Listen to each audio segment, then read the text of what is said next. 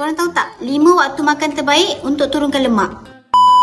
Yang pertama, sarapan pagi. Waktu terbaik untuk korang makan sarapan pagi adalah antara 7 pagi hingga 8 pagi. Dan yang kedua, kalau untuk snacking, waktu terbaik adalah antara 10 pagi hingga 11 pagi. Untuk lunch, waktu terbaik adalah daripada pukul 12 sampai pukul 2 petang. Dan untuk snack petang pula, daripada pukul 4.30 hingga 5.30 petang. Dan yang terakhir, dinner korang kena ambil sebelum pukul 8 tau.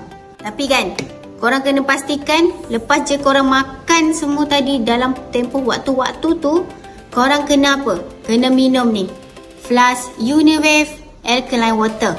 Sebab dia akan bantu korang punya sistem penghadaman jadi lebih lancar. So, tunggu apa lagi? Kalau korang nak perut lebih ringan dan penghadaman lebih lancar, korang kena guna ni, Flask Uniwave Air Beralkali ni.